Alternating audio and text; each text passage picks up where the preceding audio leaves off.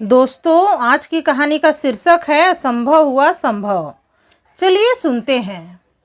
मिथिला नरेश के दरबार में जब भी कोई काम नहीं रहता या महाराज मनोरंजन की इच्छा प्रकट करते तो सारी औपचारिकताएं समाप्त हो जाती और दरबारियों को मनचाहा कहने सुनने की छूट मिल जाती।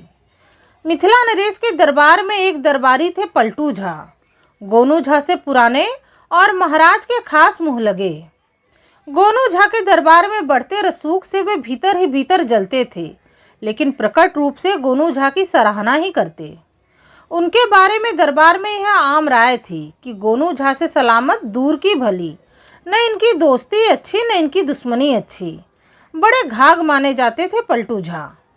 दो मुँहा सांप के नाम से दरबारी उनकी पीठ पीछे चर्चा करते। दरबारियों को गोनू झा की बुद्धिमानी से भी चिढ़ होती थी। गोनू झा अपनी बुद्धिमत्ता के बूते ही सभी पुराने दरबारियों को पीछे छोड़ते हुए महाराज के चहेते बन गए थे। कोई भी महीना ऐसा नहीं जाता जब किसी न किसी कारण से महाराज दरबार में उनकी खास चर्चा न करते, और यह चर्चा भी क्या होती, बस वही गोनू झा के बुद्धि कौशल की सराहना।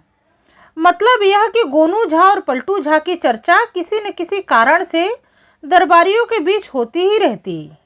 उनके बीच यह भी चर्चा होती थी कि यदि अगर किसी दिन किसी बात पर गोनू झा और पलटू झा के बीच में भिड़ंत हो जाए तो पलड़ा किसका भारी होगा, कौन जीतेगा।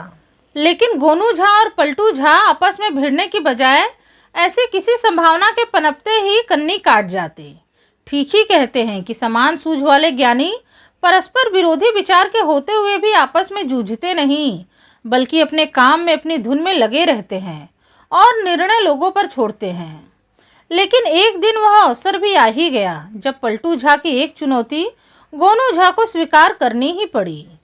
हुआ यह कि मिथिला नरेश उस दिन दरबार में पहुंचते ही चुटकुलों किस्सों कहानियों की बातें छेड़ बैठे। दरबारी मस्त हो गए और समझ गए कि आज महाराज मनोरंजन करना चाहते हैं। ऐसे दिन दरबारियों को अपने हुनर के प्रदर्शन का अवसर मिल जाया करता था। इधर उधर की बातें होती रही। दरबार में हंसी ठिठोली का वातावरण बन गया।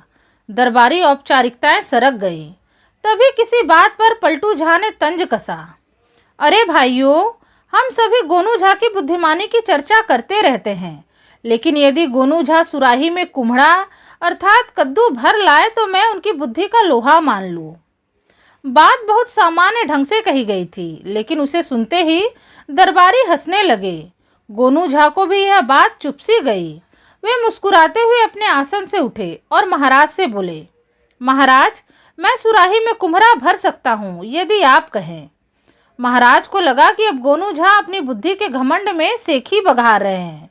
उन्हें लगा कि गोनू झा को अपने पद की गरिमा का ध्यान रखकर ही कुछ बोलना चाहिए और बड़ बोलेपन से बचना चाहिए।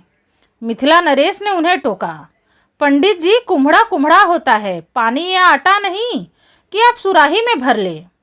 गोनू झा ने उसी तरह मुस्कुराते हुए कहा, महाराज, हम कुम्हड़ा उपजाते हैं और कुम्हड़े की प्रकृति भी जानते हैं, इसीलिए कह रहे हैं। यदि आप आदेश दें तो मैं सुराही में कुम्हड़ा भरकर दिखा दूं। गोनू झा और महाराज के बीच के वार्तालाप को सुनकर दरबार में खामोशी छा गई। पलटू झा ने तो यूं मजाक मजाक में यह बात कह दी थी, लेकिन दरबार में वही बात एक संजीदा मोड़ पर पहुंच चुकी थी। यह सब देखकर वे भी सकते में आ गए। महाराज को गोनू झा की बातें अच्छी नहीं लगी। उन्हें लगा कि गोनू झा दंभ में आकर यह बात कह रहे हैं। जो आज असंभव है वह कल भी असंभव ही रहेगा। भला सुराही के छोटे से मुंह से कोहरा कैसे घुस सकता है सुराही में? न भूतो न भविष्यति, ऐसा हो ही नहीं सकता, महाराज ने सोचा।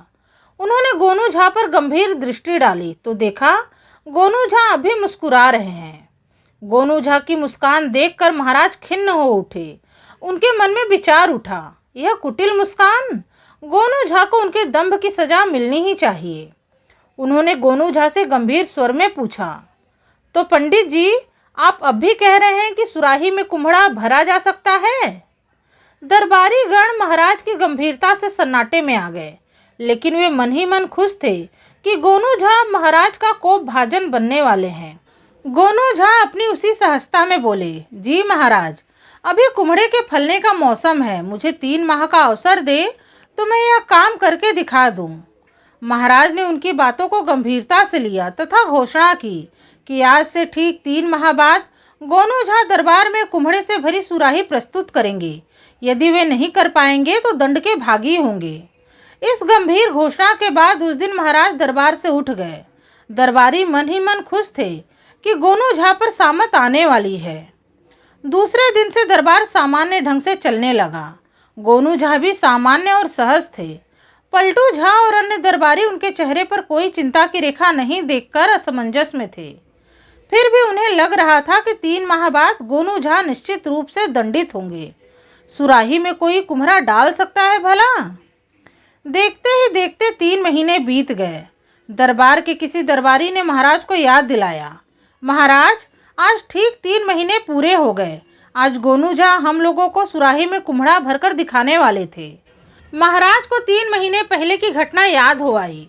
उन्होंने गोनू झा से पूछा, क्यों पंडित जी? महाराज आगे कुछ बोल पाते कि गोनू झा ने अपने आसन से उठकर पूरी विनम्रता के साथ कहा, एक सुराही में कुम्हड़े को भरने की बात थी महाराज, मुझे याद है। एक की जगह मैं दरबार में 10 बड़ी सुराहियों में भरे कुम्हड़े को प्रस्तुत करने जा रहा हूँ। एक महाराज के लिए भेंट स्वरूप, एक भाई पलटू झा के लिए भेंट स्वरूप। शेष कुम्हड़े वाली सुराही महाराज की इच्छा पर 4 विशेष प्रयोजनों के लिए सुरक्षित रखी जा सकती है या किसी विशेष अवसर पर किसी मेहमान को उपहार स्वरूप भेंट में दी जा सकती है। महाराज गोनू झा के उत्तर से चकित हो गए और उत्सुकतावश उन्होंने पूछा, लेकिन कब? गोनू झा ने कहा, महाराज बैलगाड़ी में 10 सुराहियां लादे हमारे आदमी पहुंचने ही वाले होंगे। गोनू झा की बात सुनकर पूरे दरबार में सनसनी फैल गई। सभी दरबारी एक दूसरे को चकित दृष्टि से देख रहे थे, लेकिन कोई विश्वास नहीं कर पा रहा था कि ऐसा भी हो सकता है।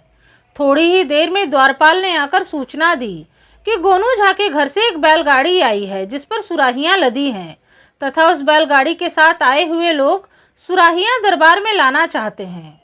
महाराज ने उन्हें दरबार में प्रवेश करने की इजाज़त दे दी। थोड़ी ही देर बाद सभी दरबारियों ने देखा कि 10 आदमी अपने कंधों पर सुराही उठाए दरबार में पहुँचे। महाराज के पास आकर उन्होंने सुराहियां रख दी तथा उन्हें प्रणाम करके दरबार से बाहर हो गए।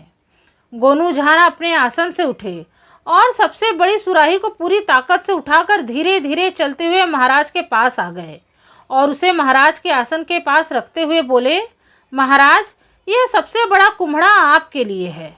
महाराज ने महसूस किया कि गोनू झा का दम फूल रहा है, शायद सुराही का भार उठाने के कारण। महाराज ने सुराही को देखा। सुराही के मुंह के पास कुम्हड़े की एक बेल का कटा हुआ हिस्सा था। महाराज ने उसे छूकर देखा, वो अभी ताज़ा ही था।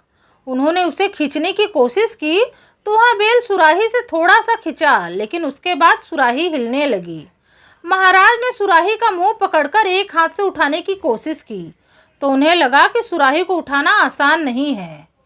तभी एक सुराही गोनू झा पलटू झा के आसन तक ले गए और बोले, पलटू भाई यह आपके लिए। दरबार में सांस साधे लोग यह कौतुक देख रहे थे। किसी ने कहा, यह कोई घनचक्कर है। तब गोनू झा ने सभी दरबारियों को आमंत्रित किया कि वे आए और सुराहियों को ठीक से देख ले कि इनमें कुम्हड़े भरे या नहीं। बारी बारी से सभी ने सुराही का मुआयना किया। कहीं कोई चालाकी नजर नहीं आई, मगर एक दरबारी ने शंका जताई कि यह कैसे पता चलेगा कि सुराही में कुम्हड़ा ही है। तो गोनू झा ने हंसते हुए कहा, ऐसे। यह कहते हुए उन्होंने एक सुराही उठाई और उसे दीवार से टकरा दिया। सुराही चकनाचूर हो गई और उसके भीतर से सुराही की आकृति का कुम्हड़ा निकल आया। यह देखकर सभी के सभी चकित रह गए, मगर उपहास करने के लिए बेताब दरबारियों में से किसी की हिम्मत नहीं हुई कि वे पूछ सके कि आखिर गोनू झा ने यह अजूबा कैसे अंजाम दिया। महाराज ने दरबार में गोनू झा के इस करिश्मे की मुक्त कंठ से सराहना की। दरबार के समापन के बाद महाराज ने गोनू झा को अपने पास बिठाया और कहा, सच बात तो यह है पंडित जी कि मुझे विश्वास नहीं था कि आप सचमुच सुराही में कुम्हड़ा भरकर दिखा सकते हैं। मैं सोच रहा था कि आप दंभ में आकर इस तरह की बात कर रहे हैं। गोनू झा के होठों पर एक सरल मुस्कान तैर गई। उन्होंने कहा, महाराज मुझे इस बात का भान है, अन्यथा आप दरबार में मुझे दंडित करने की घोषणा नहीं करते। महाराज चुप रहे। थोड़ी देर के बाद उन्होंने पूछा, पंडित जी मुझे अभी भी समझ में नहीं आया कि आपने यह करिश्मा आखिर कैसे कर दिखाया। तब गोनू झा ने महाराज को बताया, महाराज, मेरे घर के आंगन में कुम्हड़े की एक बेल पहले से ही लगी हुई है। कुम्हड़ा पक जाने के बाद लंबे अरसे तक सड़ता नहीं है और ना ही सूखकर खराब होता है। इसीलिए हम लोग भविष्य की ज़रूरत को देखते हुए कुम्हड़े को सहेजते हैं। जब मुझे सुराही में कुम्हड़ा भरने की आज्ञा मिली तो मैंने घर पहुंचकर देखा कुम्हड़े की बेलों में 20 बतियां निकल चुकी थी। मैंने दूसरे ही दिन 20 सुराहियां मंगवाई और लता को नरमी से मरोड़कर बतिया सहित सुराही में डाल दिया। 3 महीनों तक मैंने कुम्हड़े की जड़ और लता की सतर्कता के साथ सेवा की। जरूरत के मुताबिक खाद और पानी देता रहा। 20 में से 15 बतिया कुम्हड़े के रूप में विकसित हो गई और 5 मुरझाकर सूख गई। 15 में से 10 कुम्हड़े महाराज के दरबार में प्रस्तुत कर मैं राजदंड का भागी बनने से बच पाया हूँ। गोनू झा की बात सुनकर मिथिला नरेश के चेहरे पर एक सलज्ज मुस्कान आ गई और उन्होंने गोनू झा से कहा, पंडित जी, आपकी बुद्धिमानी की जितनी तारीफ की जाए कम ही है। तो दोस्तों, आप सुन रहे थे गोनू झा की कहानी असंभव हुआ संभव। कहानी पसंद आई है तो प्लीज़ इस वीडियो को लाइक करके मेरे चैनल को सब्सक्राइब कर लीजिएगा। आपसे मिलूंगी अपने अगले वीडियो में एक नई कथा कहानी के साथ। तब तक के लिए राधे राधे, धन्यवाद।